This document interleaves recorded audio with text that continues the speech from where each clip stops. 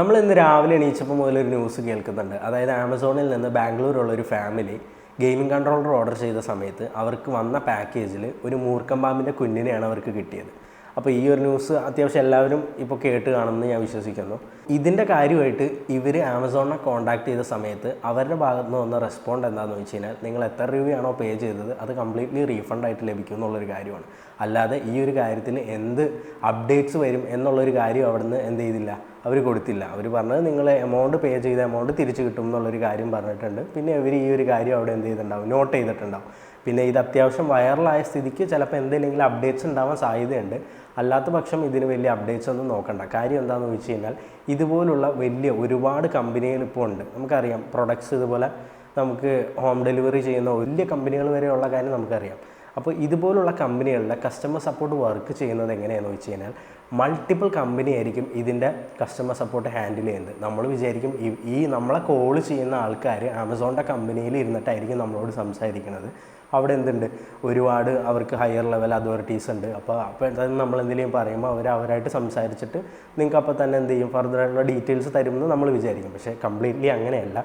ഇതുപോലുള്ള കമ്പനികളുടെ customer support third party കമ്പനികളാണ് എന്ത് ചെയ്യുന്നത്, ഹാൻഡിൽ ചെയ്യുന്നത്. അവരുടെ സൈഡിൽ നിന്ന് ഉണ്ടാവും, ഓൺ കമ്പനിയുടെ കസ്റ്റമർ സപ്പോർട്ടും ഉണ്ടാവും, അല്ലാതെ തന്നെ മൾട്ടിപ്പിൾ ഡിഫറെൻറ്റ് കമ്പനികളുടെ കസ്റ്റമർ സപ്പോർട്ട് ഇവിടെ വർക്ക് ചെയ്യുന്നുണ്ട്. അപ്പോൾ ഈ ഒരു കാര്യം കസ്റ്റമേഴ്സിന് ആർക്കും അറിയില്ല. അപ്പോൾ ആ ഒരു ഡീറ്റെയിൽസാണ് ഞാൻ നിങ്ങളുമായി ഇന്ന് ഷെയർ ചെയ്യുന്നത്. ചില കമ്പനികൾക്ക് എന്താണ്, ഓഫീസ് ഉണ്ടാവും. അപ്പോൾ ചില സ്റ്റാഫുകൾ ഓഫീസിൽ നിന്നായിരിക്കും വർക്ക് ചെയ്യുന്നത്. നമ്മൾ നോക്കുകയാണെങ്കിൽ ചില കമ്പനികളുടെ സ്റ്റാഫ്സ് വർക്ക് ചെയ്യുന്നത് വർക്ക് ഫ്രം ഹോമാണ്. അപ്പോൾ ബേസിക്കലി നോക്കുകയാണെങ്കിൽ ഈ ഒരു കാര്യം ഒട്ടുമിക്ക ആളുകൾക്ക് അറിയില്ല. അതുകൊണ്ടാണ് ഈ ഒരു ഇൻഫോർമേഷൻ ഞാൻ ഷെയർ ചെയ്യുന്നത്. അപ്പോൾ ഇതിൻ്റെ കസ്റ്റമർ സപ്പോർട്ട് എങ്ങനെയാണ് വർക്ക് ചെയ്യണമെന്ന് വെച്ച് കഴിഞ്ഞാൽ, ഇവർക്ക് എല്ലാവർക്കും പ്രോപ്പറായിട്ടുള്ള ഒരു ആപ്ലിക്കേഷൻ ഉണ്ടാവും. അത് ത്രൂ ആണ് ഇവരെന്ത് ചെയ്യുന്നത്, കമ്മ്യൂണിക്കേറ്റ് ചെയ്യുന്നത്. ഇതിൽ വർക്ക് ചെയ്യുന്നവർ ഒട്ടുമിക്കവരും നോക്കുകയാണെങ്കിൽ നമ്മൾ വർക്ക് ഫ്രം ഹോം ആയിരിക്കും അവർ വർക്ക് ചെയ്യുന്നത്. കാര്യം ഇവർക്കൊരു ഷിഫ്റ്റ് ബേസിലായിരിക്കും ഇവരുടെ വർക്ക് വരുന്നത്. മോർണിംഗ് മുതൽ നൈറ്റ് വരെ ഉണ്ടെങ്കിലും അതിൽ ഷിഫ്റ്റ് ആയിരിക്കും. എനിക്ക് തോന്നുന്നു 9 മണിക്കൂറായിരിക്കും അതിൻ്റെ ഷിഫ്റ്റ് വരുന്നത്.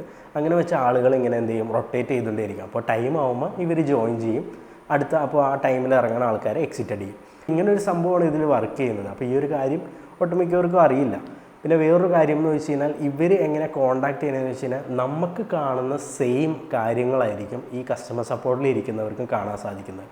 നമ്മൾ വിചാരിക്കും അവർക്ക് കസ്റ്റമർ സപ്പോർട്ടിൽ ഇരിക്കുന്നവർക്ക് നേരെ ഡെലിവറി ആ പാർട്ട്നേഴ്സായിട്ട് കോൺടാക്ട് ചെയ്യാൻ വേറെ ഇൻഫോർമേഷൻസ് ഉണ്ട്. അവർക്ക് ഡയറക്റ്റ് അവിടെ നിന്ന് മെസ്സേജ് അയച്ചു കഴിഞ്ഞാൽ ഡെലിവറി ഏജൻസിന് അതിൻ്റെ ഡീറ്റെയിൽസ് കിട്ടുമെന്നുള്ളൊരു തെറ്റിദ്ധാരണയൊക്കെ ഉണ്ട്.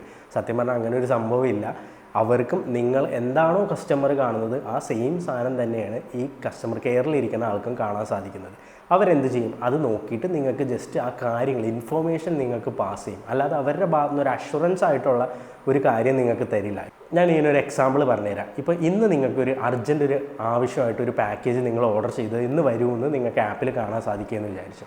നിങ്ങളപ്പോൾ അത് വെച്ചിട്ട് കസ്റ്റമർ കെയറിൽ കോൺടാക്ട് ചെയ്യും. കോൺടാക്ട് ചെയ്യുന്ന സമയത്ത് അവർ പറയും, നിങ്ങളുടെ പേര് ഇതല്ലേ, നിങ്ങൾ ഇന്ന സ്ഥലത്ത് നിന്നല്ലേ വിളിക്കുന്നത്, നിങ്ങൾ ഇന്ന ഓർഡറായിട്ട് ബന്ധപ്പെട്ടല്ലേ വിളിക്കുന്നത് എന്ന് പറഞ്ഞിട്ട് അവർ നിങ്ങളെന്ത് ചെയ്യും, ഗൈഡ് ചെയ്യും. എന്നിട്ട് അവർ പറയും, നിങ്ങളുടെ പാക്കേജിൻ്റെ ഡേറ്റ് നോക്കുമ്പോൾ ഇന്നാണ് ഡെലിവറി ഡേറ്റ്. നിങ്ങൾക്ക് അപ്പോൾ എന്ത് ചെയ്യാം, ഇന്ന് തന്നെ നിങ്ങൾക്ക് പ്രൊഡക്റ്റിൻ്റെ ഡെലിവറി എക്സ്പെക്റ്റ് ചെയ്യാമെന്നേ അവർ പറയുള്ളൂ. അല്ലാതെ അവരുടെ അഷുറൻസ് അവിടെ തരില്ല.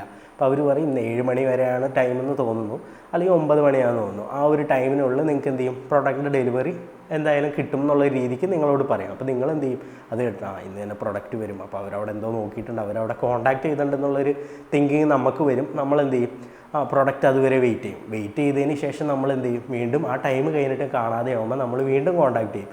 വീണ്ടും കോൺടാക്ട് ചെയ്യുന്ന സമയത്ത് അവരുടെ സൈഡിൽ നിന്ന് പറയുന്നത് എന്താണെന്ന് വെച്ച് കഴിഞ്ഞാൽ, ഇന്ന് ഇത്രയും നേരം ആയതുകൊണ്ട് അവിടെ എന്തോ ഒരു ടെക്നിക്കൽ ഇഷ്യൂ കാരണം എന്ത് ചെയ്യും, പ്രൊഡക്റ്റ് നാളത്തേക്കായിരിക്കും ഡെലിവറി ചെയ്യുന്നത് എന്നുള്ളൊരു കാര്യമായിരിക്കും അവർ പറയുന്നത്. അപ്പോൾ ചിലവരെന്ത് ചെയ്യും, ഈ ഒരു സംഭവം കേൾക്കുമ്പോൾ ഇന്ന് ഓർഡർ ചെയ്ത പ്രൊഡക്റ്റ് ഇന്നല്ല എനിക്ക് ആവശ്യം, ഇപ്പോൾ നാളെ കിട്ടിയിട്ട് കാര്യമല്ലോ എന്ന് പറഞ്ഞിട്ട് ചിലവർ തെറ്റിപ്പോവും. അല്ലാത്തവരെന്ത് ചെയ്യും, ചിലവർ ഓക്കെ എനിക്ക് നാളെ കിട്ടിയാലും കുഴപ്പമില്ല എന്നുള്ള രീതിയിൽ സംസാരിച്ച് കോൾ കട്ട് ചെയ്യാൻ നോക്കും. അപ്പോൾ ഇതിൻ്റെ ആ ഒരു ടൈമിൽ അവർ ഒരു കാര്യം പറയും. അവർ പറയും, നിങ്ങൾക്ക് ഈ ഒരു കോളിന് ശേഷം എന്ത് വരും, ഒരു ഫീഡ്ബാക്ക് സർവേ വരും. അപ്പോൾ അത് നിങ്ങൾ എന്ത് ചെയ്യണം, നല്ല റെസ്പോണ്ട് ചെയ്യണം എന്നുള്ള രീതിയിൽ പറഞ്ഞു പോവും. അപ്പോൾ ആളുകൾ ഈ ഒരു അവർക്ക് ഓർഡർ ചെയ്ത പ്രൊഡക്റ്റ് അന്ന് കിട്ടിയില്ലല്ലോ, ആ സമയത്ത് എന്ത് ചെയ്യും, ഇതിൻ്റെ ഈ ഒരു ഫീഡ്ബാക്ക് സർവേ വരുന്ന സമയത്ത് അവിടെ പോയിട്ട് അവർക്ക് എന്ത് ചെയ്യും, ഭയങ്കര ലോ മാർക്ക് കൊടുക്കുകയും പിന്നെ എന്ത് ചെയ്യും, നമ്മൾ പറയും ഭയങ്കര നെഗറ്റീവായിട്ടുള്ള കാര്യങ്ങളായിരിക്കും നമ്മൾ അതിൽ ടൈപ്പ് ചെയ്ത് വിടാം. സംഭവം എന്താണെന്ന് വെച്ച് കഴിഞ്ഞാൽ, ഇതിൻ്റെ ഒരു ഇഷ്യൂ വരുന്നത് ഈ നിങ്ങളുടെ കോൾ നിങ്ങളോട് സംസാരിച്ച ആൾക്കാണ് ഇതിൻ്റെ ഇഷ്യൂ വരുന്നത്. അതായത് അയാളുടെ റേറ്റ് ചെയ്യണ ഒരു ഫോമാണ് നിങ്ങൾക്ക് എന്ത് ചെയ്യുന്നത് ആ കോള് കഴിഞ്ഞ് കഴിയുമ്പോൾ കിട്ടുന്നത്. ഇത് ഒരുപാട് പേര് അറിയാതെ എന്ത് ചെയ്യും, ആമസോണിൻ്റെ സൈഡിൽ നിന്നുള്ള സാധനം ഉള്ള രീതിയിൽ എന്ത് ചെയ്യും, നിങ്ങളതിൽ നെഗറ്റീവായിട്ടുള്ള കമൻറ്റുകൾ ഇടും. അപ്പോൾ ഇതിൻ്റെ ഒരു ഇഷ്യൂ ബാധിക്കാൻ പോകുന്നത് ഈ കസ്റ്റമർ കെയറിൽ ഇരിക്കുന്ന ആൾക്കായിരിക്കും. സത്യം പറഞ്ഞാൽ അയാൾക്ക് ഇതിലൊന്നും ചെയ്യാൻ പറ്റില്ല. ഇതിൻ്റെ കസ്റ്റമർ സപ്പോർട്ട് വർക്ക് ചെയ്യണമെന്ന് വെച്ച് കഴിഞ്ഞാൽ അവർക്ക് പേയ്മെൻറ്റ് കൊടുക്കുന്നത് തന്നെ നിങ്ങളെ ജസ്റ്റ് ഒന്ന് കൂൾ ചെയ്യാനുള്ള രീതിക്കാണ് പേയ്മെൻറ്റ് കൊടുക്കുന്നത്. അല്ലാതെ ഇതിൻ്റെ ഭാഗത്തു നിന്ന് എന്താണ് വേറെ ഫർദറായിട്ട് നിങ്ങൾക്ക് വേറെ ഹെൽപ്പ് അവർക്ക് ചെയ്യാൻ പറ്റില്ല. അവരെയും കൊണ്ട് പറ്റുന്നത് ജസ്റ്റ് അവിടെ കാണുന്ന ഡീറ്റെയിൽസ് നിങ്ങളായിട്ട് ഷെയർ ചെയ്യുക എന്നുള്ളൊരു കാര്യമാണ്.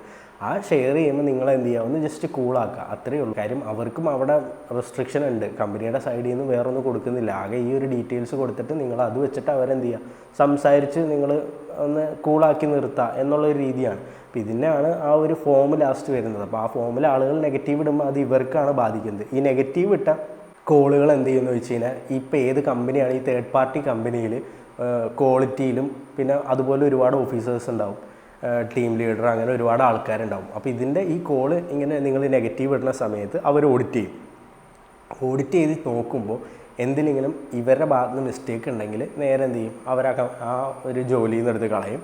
അല്ലെങ്കിൽ പറയും എന്ത് ചെയ്യും, നിങ്ങൾ ഇനി ഇങ്ങനത്തെ ഇഷ്യൂസ് നിങ്ങളുടെ സൈഡിൽ നിന്ന് വരാൻ പാടില്ല, നിങ്ങളതൊക്കെ നോക്കണം എന്നുള്ള രീതിയിലൊരു സംസാരം വന്നിട്ട് എന്ത് ചെയ്യും, ചിലപ്പോൾ അവർ അവിടെ നിന്ന് കളയും. ബേസിക്കലി ഈ കസ്റ്റമർ കെയറിലേക്ക് ആളുകളെ കൂടുതൽ എടുക്കുന്നത് നമുക്കെല്ലാവർക്കും അറിയാം, അവരുടെ സെയിൽ ഓഫേഴ്സ് നടക്കുന്ന സമയം ഭയങ്കര സെയിൽ എന്ന് പറഞ്ഞിട്ട് നമ്മൾ എന്ത് ചെയ്യും നോക്കുമ്പോൾ ആ ടൈമിന് ഒരു 2 മാസം മുമ്പായിരിക്കും ഒരു ബൾക്ക് ഹയറിങ് ഇവിടെ നടത്തും. ബൾക്ക് ഹയറിംഗ് എന്ന് പറഞ്ഞു കഴിഞ്ഞാൽ ഭയങ്കര വലിയ ഹയറിംഗ് ആയിരിക്കും. ഒരുപാട് ആളുകളെ എടുത്തിട്ട് എന്ത് ചെയ്യും, അവരൊരു 1 മന്ത് ട്രെയിനിങ് കൊടുക്കും. ട്രെയിനിങ് എന്ന് പറഞ്ഞാൽ 1 മന്തിൽ ആദ്യ ദിവസം ഓഫ്ലൈൻ ട്രെയിനിങ്ങും പിന്നെ ഓൺ ജോബ് ട്രെയിനിങ്ങും വരും. അതായത് ആദ്യത്തെ കുറച്ച് ദിവസങ്ങൾ നിങ്ങൾക്ക് എങ്ങനെയാണ് സംസാരിക്കേണ്ടത്, ഇതിലൊക്കെ ഈ എല്ലാ കമ്പനിയിലും ഒരു സ്ക്രിപ്റ്റ് ഉണ്ടാവും. ആ സ്ക്രിപ്റ്റ് ബേസ് ചെയ്താണ് ഇവരെല്ലാവരും സംസാരിക്കുക. നിങ്ങളെല്ലാവരും നോട്ട് ചെയ്തിട്ടുണ്ടോയെന്ന് അറിയില്ല. നിങ്ങൾ ആദ്യത്തെ വിളിക്കുന്ന ആൾ എങ്ങനെയാണോ സംസാരിച്ചത് അതുപോലെ തന്നെ എനിക്ക് രണ്ടാമത് വിളിക്കുന്ന ആൾ സംസാരിക്കുന്നത്. കാര്യം ഇവർക്ക് എല്ലാവർക്കും ഒരേ സ്ക്രിപ്റ്റ് ആയിരിക്കും കമ്പനിയുടെ സൈഡിൽ നിന്ന് ഷെയർ ചെയ്യുന്നത്. അപ്പോൾ അത് നോക്കിയിട്ട് അവർ അത് പഠിപ്പിച്ചിട്ട് നിങ്ങൾ എന്ത് ചെയ്യുക, കസ്റ്റമറെ ഇങ്ങനെ ഹാൻഡിൽ ചെയ്യുക. ഇങ്ങനെ വലിയ കുഴപ്പമായിട്ട് പറഞ്ഞ കസ്റ്റമേഴ്സിനെയും നിങ്ങൾ ഇങ്ങനെ തന്നെ ഹാൻഡിൽ ചെയ്യണം. നിങ്ങൾ മാക്സിമം എന്ത് ചെയ്യുക, അവരോട് അങ്ങോട്ട് ഒന്നും പറയാത്ത രീതിയിൽ നിങ്ങൾ എന്ത് ചെയ്യുക, ആൾക്കാരെ നിർത്തുക. അതാണ് ഈ ഒരു പരിപാടി. മെയിനായിട്ട് എടുക്കുന്നത് എന്തിനാണെന്ന് വെച്ച് കഴിഞ്ഞാൽ നമുക്ക് ഈ സെയിലിൻ്റെ സമയത്ത് ഒരുപാട് കംപ്ലയിൻറ്റ്സ് വരും. നമുക്കറിയാം, ഒരു പ്രൊഡക്റ്റ് ഓർഡർ ചെയ്ത് കഴിയുമ്പോൾ നമ്മൾ ഓർഡർ ചെയ്ത പ്രൊഡക്റ്റ് വല്ല പൊട്ടിയതോ അല്ലെങ്കിൽ റീയൂസ്ഡോ അല്ലെങ്കിൽ കേടായതോ അങ്ങനത്തെ പ്രൊഡക്റ്റ് ഒക്കെ ആയിരിക്കും നമുക്ക് വരുന്നത്. അപ്പോൾ ആ സമയത്ത് കസ്റ്റമർ ഒന്ന് കൂൾ ചെയ്യുക എന്നുള്ള രീതിക്കാണ് ഈ കസ്റ്റമർ സപ്പോർട്ടിലേക്ക് ആളുകളെ തന്നെ ഇവരെടുക്കുന്നത്. എന്നിട്ട് എന്ത് ചെയ്യും, ഈ എടുത്ത ആളുകൾ അപ്പോൾ ആ ഒരു ടൈമിൽ എന്ത് ചെയ്യും, ഭയങ്കര നമുക്ക് നോക്കുകയാണെങ്കിൽ ഒരു ദിവസം തന്നെ കംപ്ലൈൻറ്റിൻ്റെ മേളമായിരിക്കും ഇല്ലേ. നമ്മൾക്ക് തന്നെ ഈ അനുഭവം ഉണ്ടാവും. ഓരോ പ്രൊഡക്റ്റ് ഓർഡർ ചെയ്ത് കഴിയുന്ന സമയത്ത് എന്ത് ചെയ്യും, ഇതുപോലെ ഇഷ്യൂ ആയിട്ട് നമ്മൾ വിളിക്കും, എന്നിട്ട് റീപ്ലേസ് ചെയ്യും. ഇപ്പോൾ ബേസിക്കലി ഇങ്ങനത്തെ ഒരു ഇഷ്യൂ വരുമ്പോൾ ഈ ആൾക്കാരെ കൂൾ ചെയ്യാൻ വേണ്ടിയാണ് മെയിൻലി ഈ കസ്റ്റമർ സപ്പോർട്ടുള്ള ആളുകളെ തന്നെ ഇവരെടുത്തേക്കുന്നത്. അപ്പോൾ ഇവരെന്ത് ചെയ്യും, കൺട്രോൾ ചെയ്ത് നിൽക്കും. അപ്പോൾ ഈ ഒരു സെയിലിൻ്റെ സമയം കഴിഞ്ഞ് കഴിയുമ്പോൾ എന്ത് ചെയ്യും, നിങ്ങൾ ഇടുന്ന ഈ നെഗറ്റീവ് റിവ്യൂ വെച്ചിട്ട് ഈ ഓൾറെഡി ജോലിക്ക് കയറിയ ആളുകൾ എന്ത് ചെയ്യും, അവർ പിരിച്ചുവിടും. ഇതാണ് ബേസിക്കലി ഇവിടെ നടക്കുന്നത്. എന്നിട്ട് അടുത്ത സെയിലാകുമ്പോഴത്തേക്കും വീണ്ടും ഒരു ഹയറിങ് നടത്തിയിട്ട് കുറേ പിള്ളേരെ എടുക്കും. എന്നിട്ട് എന്ത് ചെയ്യും, ഇത് തന്നെ കണ്ടിന്യൂ ചെയ്ത് പോകും. അപ്പോൾ ഈ ഒരു കാര്യം കസ്റ്റമേഴ്സിന് അറിയില്ല. അവർ വിചാരിക്കുന്നത് ഇവരെല്ലാവരും അവരുടെ ഓഫീസിലിരുന്നാണ് സംസാരിക്കുന്നത്, അവിടെ മെയിൻ ആൾക്കാരുണ്ട്, എല്ലാവരും കാണുന്നുണ്ട്, അങ്ങനെയുള്ള കാര്യങ്ങളായിരിക്കും. സത്യം പറഞ്ഞാൽ അങ്ങനെയൊന്നുമില്ല. ഇതിൻ്റെ ബാക്കിൽ നടക്കുന്നത് ജസ്റ്റ് അവർക്ക് ആ ഒരു പോർട്ടലിൽ എന്ത് ചെയ്യാൻ പറ്റും, നിങ്ങളുടെ അടുത്ത് പറഞ്ഞ കാര്യങ്ങൾ അവിടെ നോട്ട് ചെയ്യും. അവർ നോട്ട് ചെയ്ത് വെക്കുമ്പോൾ അടുത്ത പറഞ്ഞ ആൾക്ക് എന്ത് ചെയ്യും, ഇത് കാണുമ്പോൾ മനസ്സിലാവും ഇയാളോട് എന്താണ് കഴിഞ്ഞ പറഞ്ഞത്, ഇയാൾ ചൂടായിട്ടുണ്ടോ, ആ കാര്യങ്ങളെല്ലാം ഓൾറെഡി കഴിഞ്ഞ് നിങ്ങളെ വിളിച്ച ആൾ അവിടെ നോട്ട് ചെയ്തിട്ടുണ്ടാവും. അപ്പോൾ ഇത് വെച്ചിട്ടാണ് ഈ ഒരു സംഭവം നടക്കുന്നത്. അപ്പോൾ ഈ ഒരു കാര്യം അറിയാതെ ഒരുപാട് പേരെന്ത് ചെയ്യുന്നുണ്ട്, അങ്ങോട്ട് വിളിച്ചിട്ട് ഇതിന് ഇപ്പോൾ തന്നെ റെസൊല്യൂഷൻ കിട്ടുമെന്നുള്ള രീതിക്ക് നിൽക്കും. പക്ഷേ നിങ്ങൾ വിചാരിച്ച ഒരു അപ്ഡേറ്റ് ഒന്നും വരില്ല. അപ്പോൾ ഇങ്ങനത്തെ സംഭവങ്ങൾ നിങ്ങൾ ഓൾറെഡി ഇങ്ങനെയാണ് ഇത് വർക്ക് ചെയ്യണമെന്നുള്ളൊരു കാര്യം മനസ്സിലാക്കി കഴിഞ്ഞാലാണ് എന്ത് ചെയ്യാൻ പറ്റുള്ളൂ. നിങ്ങൾക്ക് അടുത്ത് എന്തെങ്കിലും ഇഷ്യൂ വരുമ്പോൾ അതിനനുസരിച്ച് റെസ്പോണ്ട് കൊടുക്കാൻ പറ്റുള്ളൂ. പിന്നെ എന്ത് ഇഷ്യൂ ഉണ്ടെങ്കിലും പ്രൊഡക്റ്റ് വന്ന ടൈമിൽ തന്നെ വിളിച്ച് അവരെ കോൺടാക്റ്റ് ചെയ്തുകൊണ്ടിരുന്നാൽ മാത്രമായിരിക്കും ചിലപ്പോൾ അവർ പ്രൊഡക്റ്റ് എന്ത് ചെയ്യുക, അവർ റിട്ടേൺ എടുക്കുകയുള്ളൂ.